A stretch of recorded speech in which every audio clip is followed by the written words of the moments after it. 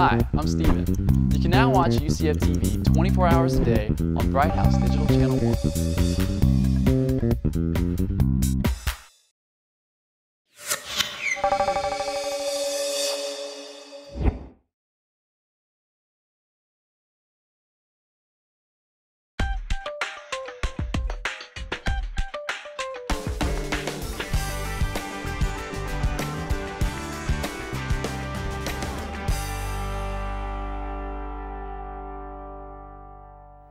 Hello everybody, welcome to UCF Profiles. I'm Charna Davis-Wiese.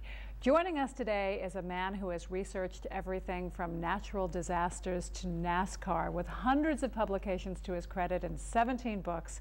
Dr. James Wright is talking about something that can affect us all and is very prevalent here in Central Florida, poverty.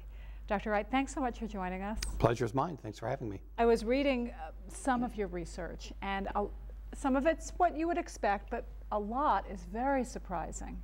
And one of the things that surprises me is how much money you can make a year and still have a very hard time making ends meet. Not spending it on luxuries, but just being able to get by. Yeah, many people fail to understand what has happened in the economy, what has happened to the cost of living, what has happened to the price of energy, of healthcare, of housing, and so on. And many people are insulated from these realities because they are, up in the upper 10 or 15% of the income distribution. But for people that are at the middle of the income distribution, which at one time we used to refer to as the middle class, life has become a month-to-month struggle to pay bills and make ends meet. And certainly our study shows that. And one of the biggest problems is finding an affordable place to live. A big percentage of people's income has to go to housing. And that's what the federal government calls housing burden, the percent of your income that you have to spend to keep a roof over your head.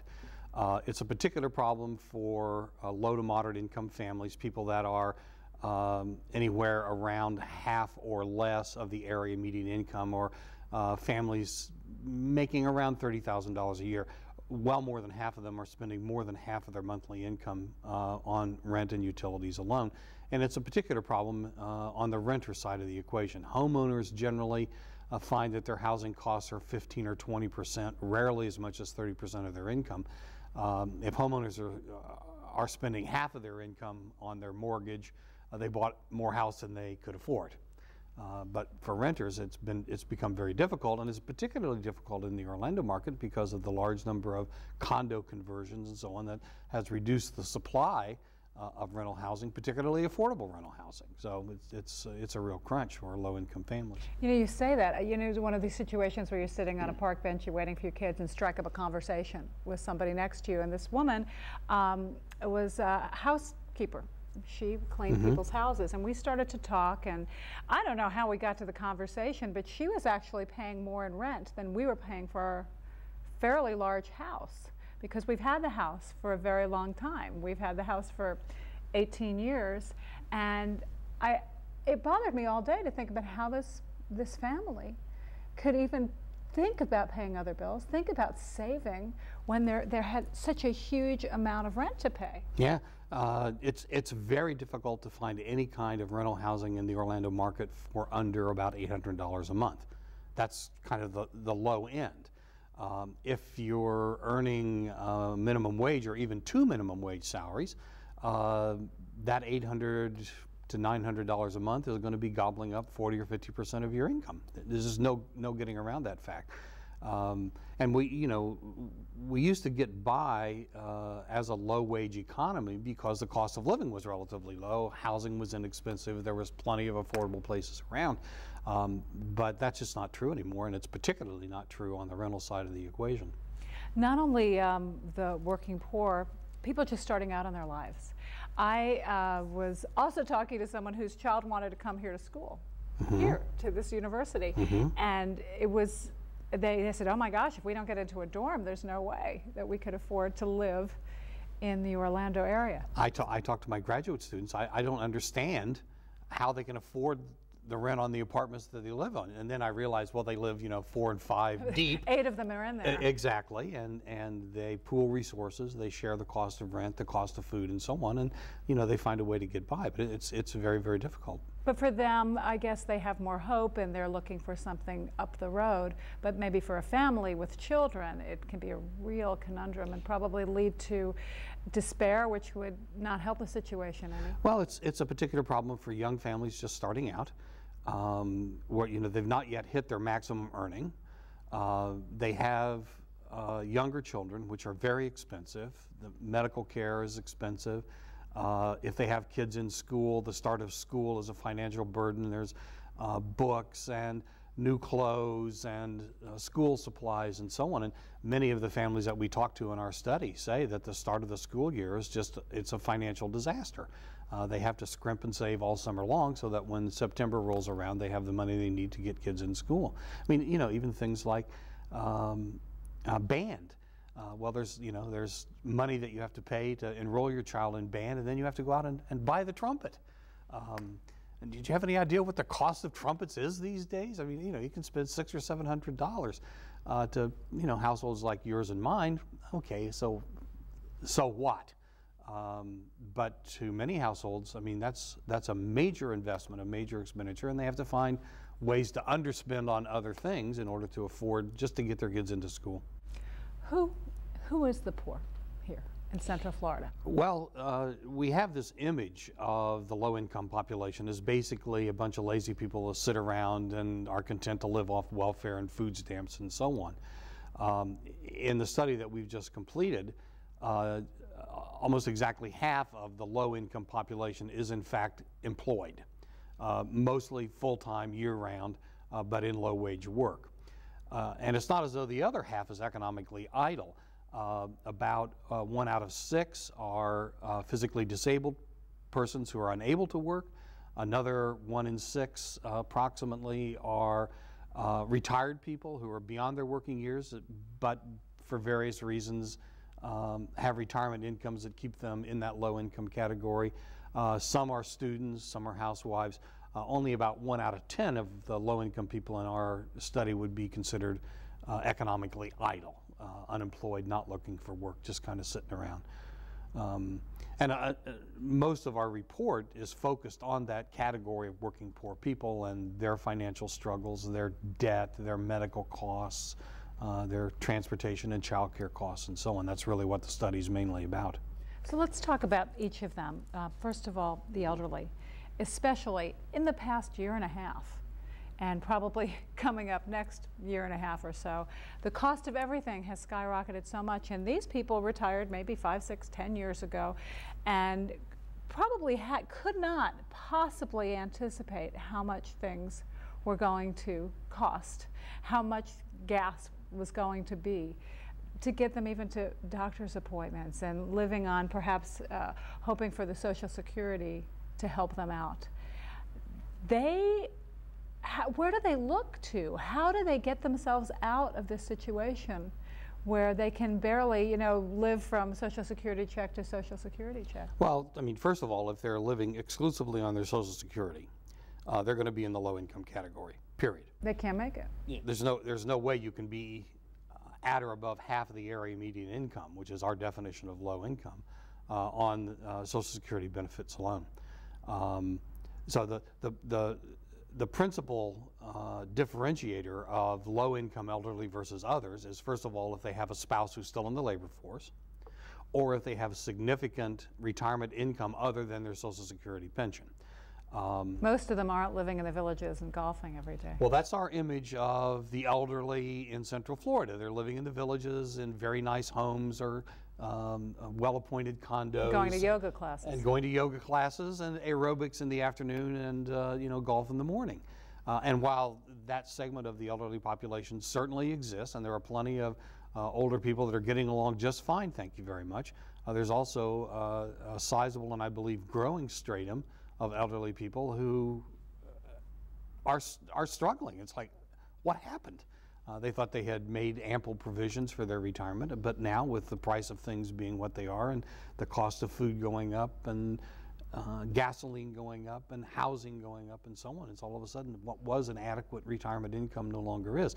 How do you get out? Well, they have to turn more and more to social services that are available to the elderly, to utilize Meals on Wheels and other feeding programs to reduce your food costs. In many cases, to downsize your living, so you sell that big expensive home and move into a small apartment, which, if your income is sufficiently low, might be subsidized in some fashion, and otherwise struggle. And that's in fact empirically how low-income elderly people do survive.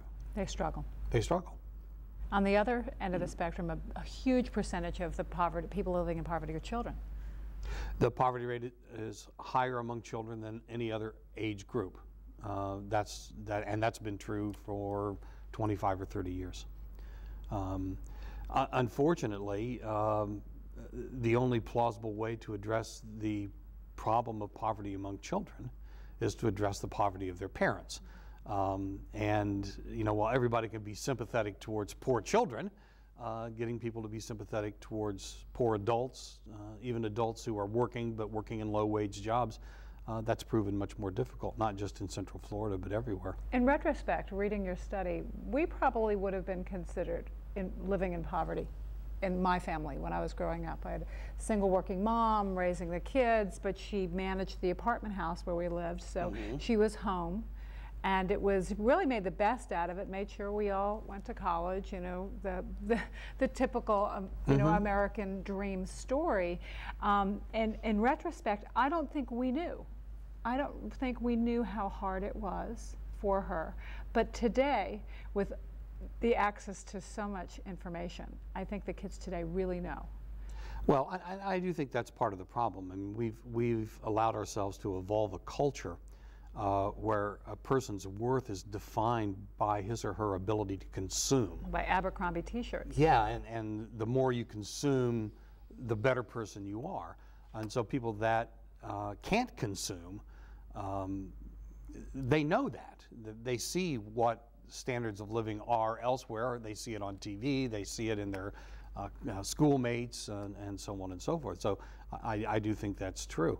I also think, I mean, my family didn't have lots of money when I was growing up.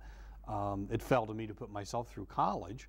Well, I graduated from Purdue University, and in those days, now I realize this was at the beginning of time, but my tuition was $165 a semester, $330 a year. That's all the money I had to come up with to keep myself in college. And back there then... You'd probably spend that on 2 books now. Yeah, maybe 1. Yeah. I mean, it was easier. It was doable back there then. Right. It's not doable today. You can't expect a college student to be earning the $30,000 or $40,000 a year is required to keep them in college. It just can't be done. That's why more and more, without financial aid, kids just can't go to school. Right. And their families don't have the resources. They can't raise the resources themselves. They depend on financial aid. Thankfully, there's a lot of financial aid available on a need basis. God bless the student loans. And yeah. Although, you say that on the front end, but then, you spend the next 20 years of your life paying them off. 10 years for me. My husband was longer because he went to medical school. But you know what? Probably without, neither of us could have done it. Well, and the fact is, I had student loans as well. But this was back in the days where if you went into teaching, you got 10% of your student loan forgiven for each year that you taught.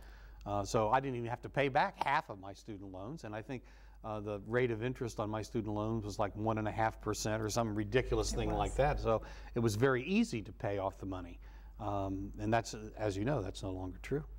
We'll talk some more. It sounds like we've been talking a lot of doom and gloom, but maybe some answers to perhaps lead us out of this. Sure. We'll be right back.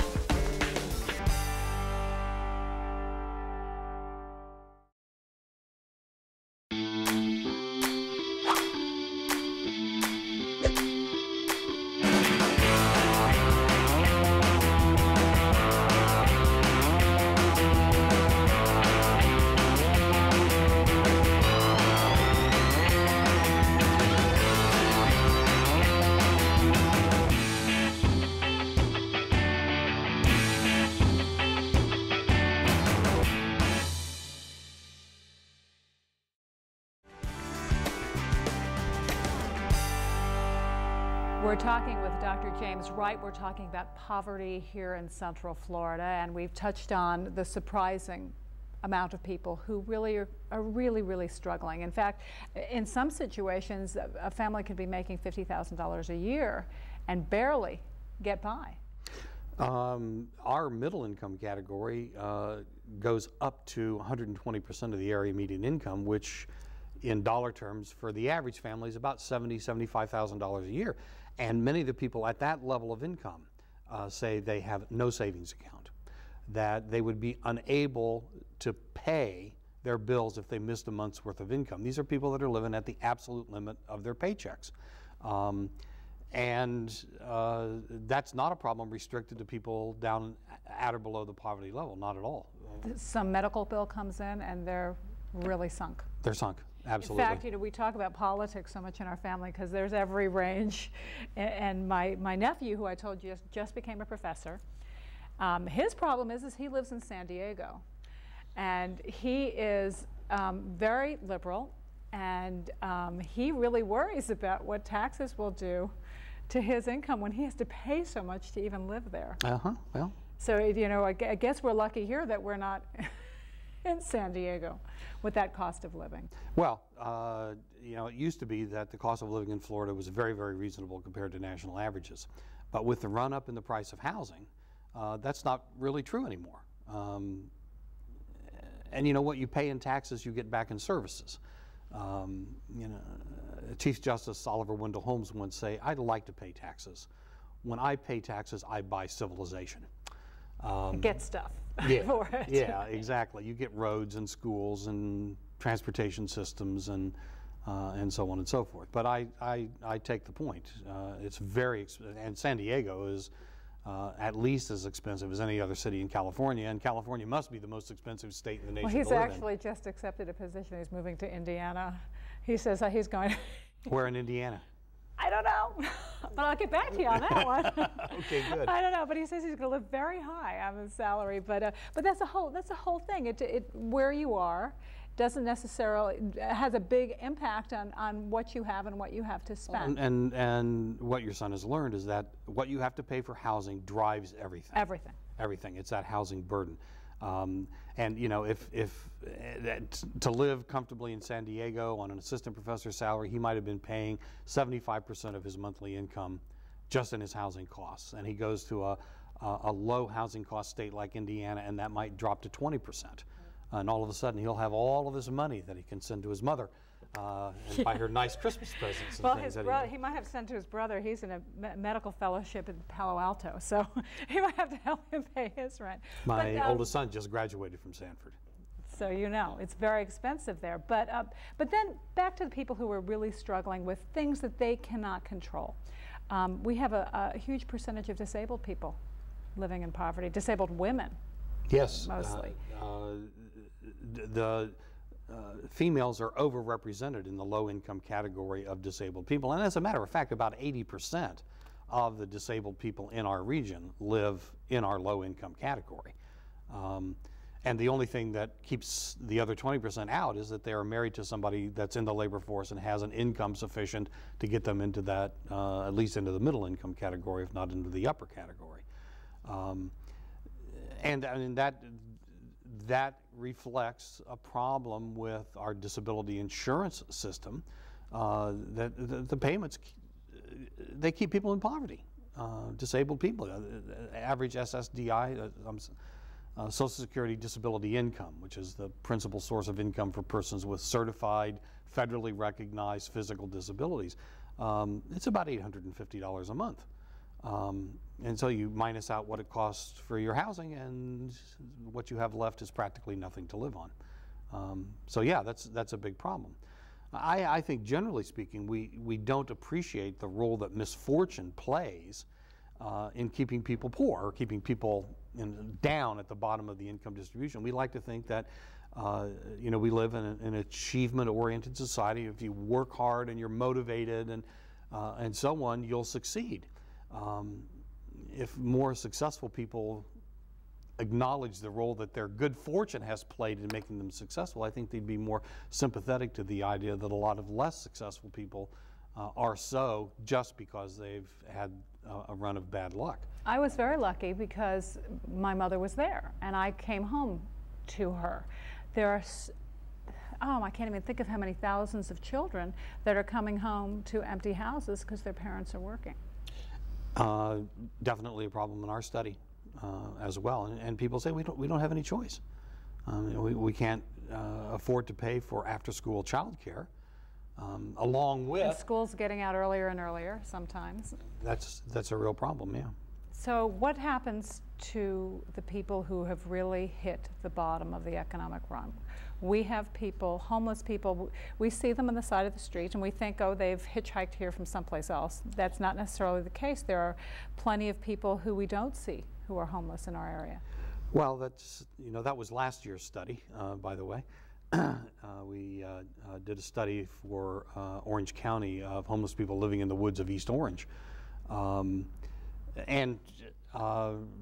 Whether you're looking at people living in the woods or people that live in Coalition for the Homeless facilities or so on, if they weren't born in Florida, they've been in Florida for 15 or 20 years. In fact, the percentage of native-born Floridians among the Coalition for the Homeless clients is virtually identical to the percentage of native-born Floridians in the Orlando population. People come here, they come to Central Florida because they hear that this is where the jobs are.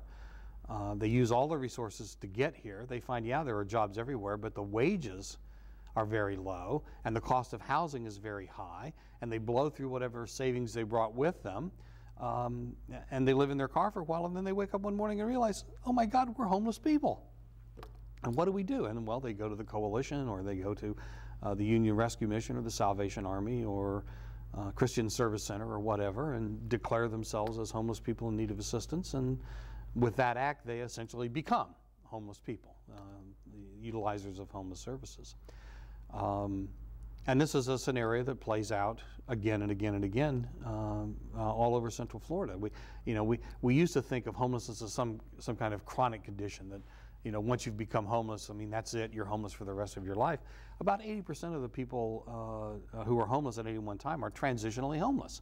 They've hit one of those runs of misfortune. They need a place to live for a while they kind of get their act back together. They find a job, they find a place they can afford to live in, and so on. So there's this huge transitional component in the homeless problem that we've only recently begun to realize. Probably the most famous example of that is the actor Jim Carrey. He talks about his father losing his job, and for a while they had to live in their car. And like you say, maybe he's a beacon of hope to be able to talk about that and say, yeah, this is where I came from. And I think at one time he even wrote himself $1 million check to be, to give himself something to reach for, and I think he still has it. Really? When he had no money. Mm-hmm. Well, interesting. We have, I have colleagues on the faculty here at the University of Central Florida who spent a spell early in their lives as homeless people. And there are many routes into homelessness. Male abandonment makes lots of women homeless. Domestic violence makes women homeless. Job loss, strikes, illnesses. There are lots of different ways that you can suddenly come up short. In our study, 7% of the low-income people that we interviewed were at that time in arrears on their rent. I mean, that's an enormous potential number of people who next month could be evicted, and the month after that could be homeless people. My mother had a very deep feeling for homeless people because her first husband died in a car wreck when she had very small children. And in those days, she didn't have an education. She had to pull it together. And I think she had some very difficult moments and ended up building herself into a success out of probably a little more than just gumption and being very smart. But she always said, I always felt a step away from losing it all. I always felt a step away, that there was nobody there to fall back on. And that's probably what can also happen. You maybe not have family here, don't know where to go, and like you say, one misfortune away. So the American poet Robert Frost has a marvelous poem called Notes for the Hired Hand. And in that poem he says, home is that place where when you have to go there, they have to take you in. It's not a bad definition of what home is, and by the same token, it's what homeless people don't have. They don't have that place where if they go there, someone has to take them in. In a more profound sense than we often realize, to be homeless is to be without family, more than anything else. It's also to be without a job, without a place to live, and so on. But you know, all of us know someone we could turn to in a moment of crisis, and homeless people are the people of whom that can't be said. They really are, like your mother, out there on their own.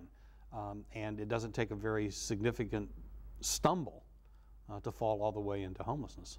Right, she was very lucky, and she was very smart, and she educated herself and ended up becoming an antique stealer.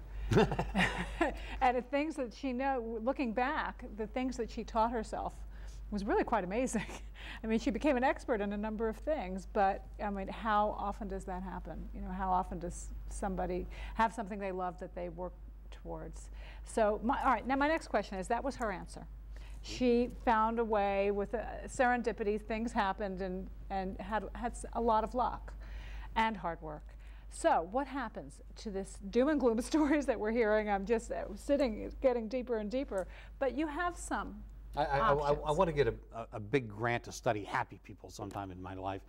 Find out why. Yeah. The only thing I can seem to raise any money to study is poor people and homeless people and depressed and violent people and so on. But yeah, your question is about solutions. I think realistically a lot of the economic problems that people are facing have to be addressed at the national level. There's not a whole lot that any particular state or local government or county government can do to address, for example, the need for greater housing subsidies for low-income people. That has to be a federal program. The states and local governments don't have the resources to intervene in the housing economy. There are things that can be done locally. Orange County, for example, recently had a task force report on workforce housing, affordable housing, and laid out a whole series of steps that Orange County and presumably any county could take. Most of them focused on trying to retain what affordable housing was already in place rather than let it continue to disappear, and to do other things to promote the building of new affordable housing. And I think that task force report deserves to receive a lot more attention than in fact it did. City of Orlando has a living wage policy where everybody employed by the City of Orlando earns at least $10 an hour. Now, a $10 an hour job is not going to solve everybody's economic problems, but that's $3 more than the minimum wage. And when you're in the low income end of things, those extra $3 an hour make a huge difference. I would like to see more city and county governments, more employers generally adopt similar kinds of policies. I mean, you know, UCF is not off this hook. We have plenty of low-income people that work for us, and whose lives would be improved by some living wage kind of policy. I think, too, here in Central Florida, we leave a lot of money on the table every year. There's food stamp money that goes unclaimed because we're not sufficiently aggressive in getting low-income people hooked into the food stamp program. And there's some light shining on that horizon as well through things that Second Harvest is doing and so on. So yeah, there are answers. But on a concluding note, most low-income people, they find a way to make ends meet. They struggle. It's not easy, but they're not out on the corner panhandling either. They stretch their money around their expenses and push on. And hopefully, with hope and some luck and hard work, they can end up with children who become in a better place than they were. Well, one certainly hopes for that. Thank you, Dr. James Wright. I appreciate you coming and joining us. Pleasure was mine. And we appreciate you watching. We hope to see you again next time on UCF Profiles.